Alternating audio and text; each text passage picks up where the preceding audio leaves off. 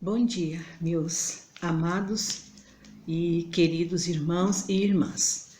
Hoje nós estamos mais uma vez reunidos, participamos da Escola Bíblica Dominical da Igreja Batista em Brás Cubas e nós na classe Boas Novas estamos estudando sobre as cartas de Paulo.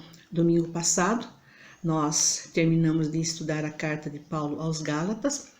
Hoje nós entraremos no estudo da carta de Paulo aos Filipenses. Antes eu gostaria de orar com os irmãos para nós podermos fazer esse estudo. Vamos orar? Senhor Deus, eterno Pai, eu quero te agradecer por mais esse dia de vida que o Senhor está nos concedendo. Te agradecer pelas bênçãos que o Senhor tem concedido a cada um de nós. Apesar de todas as nossas dificuldades, dos problemas que enfrentamos no dia a dia, o Senhor tem estado conosco, o Senhor tem sido o nosso pastor, o nosso guia, o nosso socorro bem presente, Pai. Muito obrigada por todas estas coisas e fica conosco no decorrer deste estudo, em nome do Teu Filho Jesus Cristo. Amém. Muito bom, então nós vamos começar o nosso estudo sobre a carta de Paulo aos Filipenses. O tema desta carta é a alegria de viver por Cristo. Creio que muitos de vocês já leram a carta de Paulo aos Filipenses e vocês percebem que ali essa palavra ou alguma outra que seja sinônimo, por exemplo, regozijai-vos sempre, regozijai no Senhor. Alegria, Paulo tinha muita alegria em escrever esta carta. Eu quero, nesse primeiro momento, conversar com vocês sobre a introdução. E nesta introdução, nós vamos estudar sobre o contexto histórico da cidade de Filipos, da igreja de Filipos e a carta, o momento em que Paulo escreveu esta carta, então. Então, vamos ver primeiro a cidade, Filipos. Filipos, ela deriva-se de Filipe, e Filipe era rei da Macedônia e pai de Alexandre, o Grande. Muitos de vocês também já ouviram falar do Alexandre, o grande governante daquela época. Filipos era uma cidade situada entre o mar Egeu e uma série de montes escarpados por onde passava uma estrada de pedra que era utilizada para transportar produtos extraídos das cidades do interior vizinhas a Filipos para levar, então, por essa estrada de pedras, era transportado todo o cereal, todo o produto que era, então, colhido nas cidades do interior. Filipos também era uma colônia que pertencia a Roma, era uma colônia romana, e por isso seus habitantes desfrutavam de privilégios, de direitos da cidadania romana. Quando eles compravam uma propriedade, por exemplo, eles eram isentos dos impostos de transferência desses documentos. O pessoal que morava em Filipos também, eles tinham uns certos privilégios, porque ali naquela cidade moravam muitos soldados romanos, soldados veteranos, e com isso os cidadãos de Filipos, eles tinham esses certos privilégios.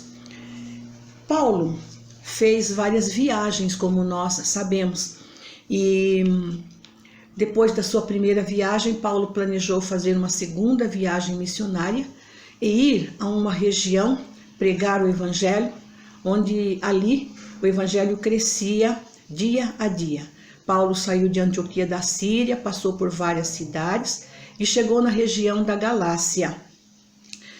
E ali o Espírito Santo o impediu de pregar o evangelho na Ásia. O plano de Paulo, então, foi de certa forma mudado, mas ele continuou seguindo novamente, ele foi impedido pelo Espírito de Jesus. E finalmente Paulo chegou em Troade, e ali nesta cidade a oeste da Ásia Menor, ele teve uma visão que o direcionou para a Macedônia, e então um homem o pediu para passar para Macedônia para ajudá-los. Paulo então atravessou o mar Egeu e foi para outro lado da Macedônia, reconhecendo que era o plano de Deus para ele, para a sua vida. Por que Paulo escreveu essa carta aos Filipenses? Paulo escreveu aos Filipenses quando esteve preso em Roma.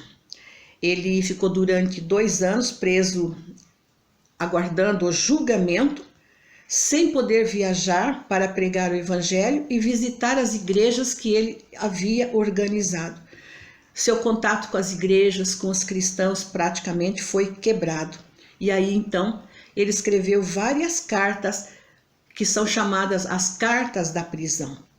Ele escreveu às igrejas de Efésios, a igreja de Colossos, a igreja de Filipenses, como nós estamos estudando esta carta, e também escreveu ao seu amigo Filemão. Paulo estava preso, sua vida humana estava presa, mas o seu espírito, a sua alma estavam soltos, livres para ele escrever essas preciosas cartas que nós temos até hoje, que nós podemos ler até hoje. Por isso, ele disse, que ele podia todas as coisas. Ele estava preso, mas ele podia escrever para as igrejas, para exortar, para ensinar, para ajudar as igrejas a vencer o problema que naquela época e ainda hoje sempre existiu, problemas com falsos mestres, falsos pregadores. Paulo então escrevia cartas assim para as igrejas, para orientar as igrejas.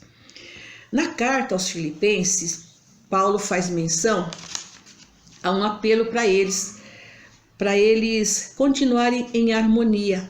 Fala de alegria, de sofrimento, de lutas, enfim. Paulo, em todos esses problemas que ele tinha, que ele escrevia, ele se considerava um campeão vitorioso. Ele não se deixava vencer pela solidão da prisão, pelos açoites, por fomes, por frios que ele passava e por tudo o que ele passava. Mas ele podia dizer com segurança: eu sei em quem tenho crido e estou certíssimo que ele é poderoso. Os irmãos podem confirmar em 1 Timóteo 1,12, quando Paulo declara isso. Mas qual o motivo de Paulo escrever esta carta aos Filipenses? Um dos motivos que o levou a escrever é por causa deles colaborarem com o seu ministério, pois eles demonstravam carinho, amizade, afeto para com Paulo. Eles ajudavam-o liberalmente no sustento do seu ministério. O outro motivo também, e o maior motivo mais importante para Paulo, é que o evangelho estava sendo pregado, o evangelho estava sendo anunciado, com pretexto ou sem pretexto, por inveja ou sem inveja. Para Paulo isso não importava. O que alegrava Paulo é porque o evangelho estava sendo pregado. De um jeito ou do outro, as pessoas iam conhecer o amor de Cristo, iam conhecer Jesus. Assim, a ajuda financeira para Paulo era importante, sim. A igreja ajudava Paulo no seu ministério e era importante. Mas o que mais alegrava o coração de Paulo eram as vidas que iam sendo transformadas, eram os frutos que iam sendo colhidos, frutos que permaneciam para a eternidade. A ajuda era uma ajuda material, era uma ajuda financeira, importante sim, mas as vidas que eram salvas, as vidas que ouviam a palavra de Deus e iam se salvando, isso era tudo para Paulo, isso era o mais importante para ele. Paulo, obedecendo esta ordem, ele chegou a Neápolis, juntamente com Timóteo, Lucas e Silas.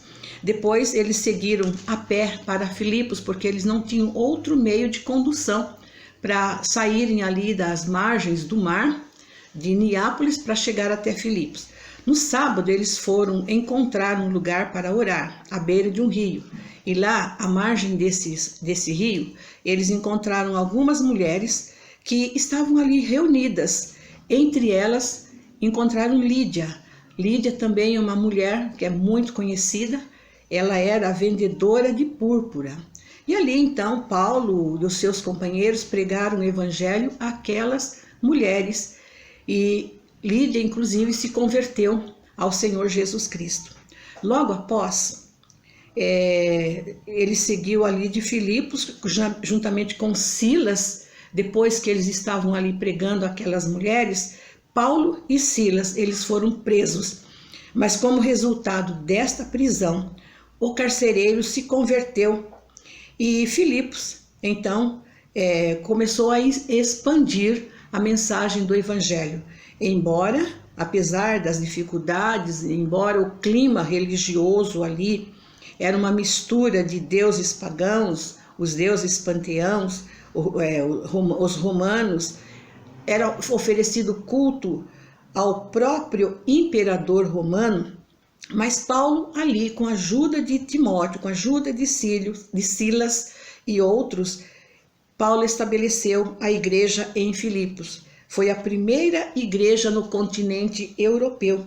Por volta dos anos 50, esta igreja foi organizada, quando então Paulo fez ali a sua segunda viagem.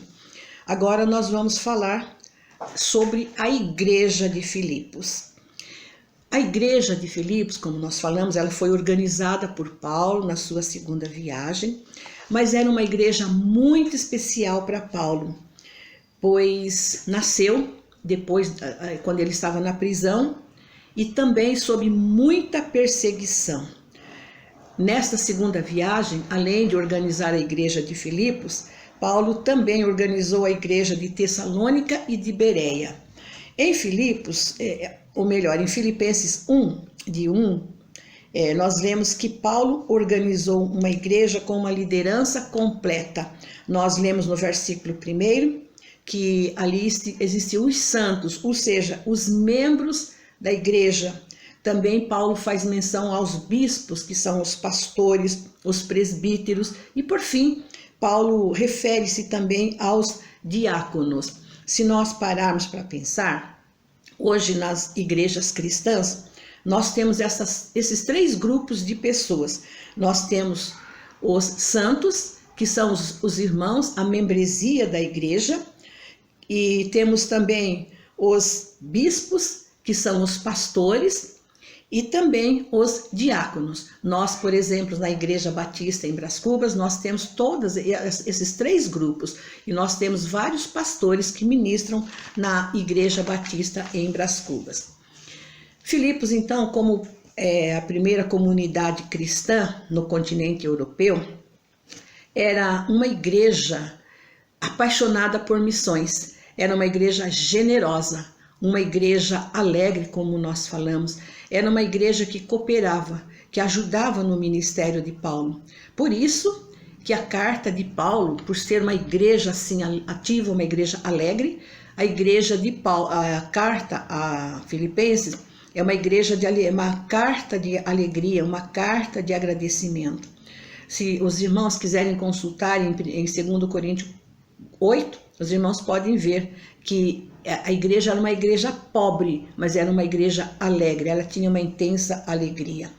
Hoje nós vemos várias igrejas que também são igrejas alegres, igrejas que procuram exercer o ministério cristão. A igreja de Filipos foi um exemplo para as demais igrejas da sua época. Agora nós vamos entrar propriamente na carta de Paulo aos Filipenses. Nós vamos começar a estudar o capítulo 1, nessa primeira parte, nessa primeira introdução. No capítulo 1, como eu falei, Paulo começa regozijando-se pelas aflições.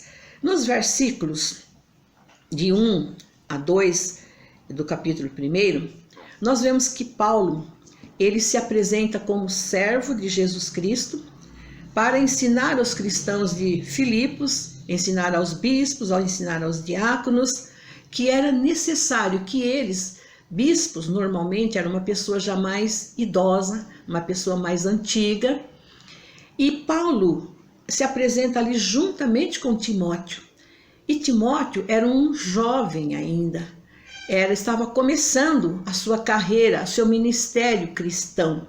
E Paulo já era uma pessoa mais idosa, já era mais velho, uma pessoa já bastante experimentada, muitas vezes já tinha saído para pregar o evangelho, para organizar igrejas, para direcionar o trabalho no seu ministério.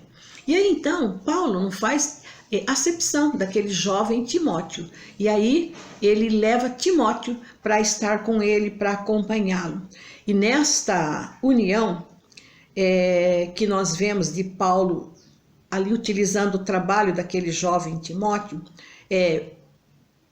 Timóteo já conhecia também Filipos, porque ele já tinha ido ali juntamente com Paulo. E nós notamos que a igreja de Filipos, havia aqueles grupos, possivelmente iriam assim querer não aceitar a vida de Timóteo. Por isso Paulo então ele vai e apresenta Timóteo para estar ali trabalhando, estar juntamente com aqueles irmãos ministrando a palavra de Deus. Depois nós vemos no capítulo, nos versículos de 3 a 11, a ação de graças de Paulo pelos filipenses. Paulo ora agradecendo a Deus pela igreja de Filipos. Ela trazia em sua lembrança com alegria por todos os irmãos, por causa da colaboração da igreja a favor do evangelho. A partir do momento que eles colaboravam com Paulo, a igreja estava colaborando com a evangelização, com o trabalho missionário. E por isso Paulo orava com alegria para que tudo desse certo, que Deus fosse aperfeiçoando a obra ali naquela igreja que ele havia começado, a obra da salvação, a obra da organização daquela igreja. No verso 7, Paulo escreve que eles participavam do seu ministério, tanto na graça, nos momentos alegres, como nos momentos difíceis, nos momentos de prisão, de tribulação, pelas quais ele passava.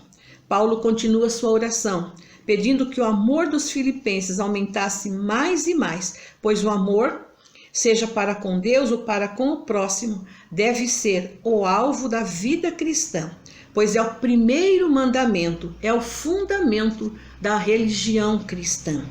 Paulo poderia em sua oração pedir riquezas, confortos para ele, porque ele estava na prisão. Ou ele podia pedir por qualquer outro problema, mas não. Paulo pede para que os filipenses permanecessem em amor e no pleno conhecimento e discernimento da vida cristã, porque assim seriam sinceros, seriam cheios de fruto de justiça, ou seja, os frutos que a justiça produz, que é cheio de todas as virtudes cristãs, cuja fonte é Jesus Cristo, é ter uma vida reta e de testemunho cristão. Tudo para a glória de Deus. Nós vamos parar aqui, no próximo domingo nós continuaremos nesse mesmo capítulo, dos versículos 12 e em diante. Que Deus abençoe a todos e um bom domingo para vocês.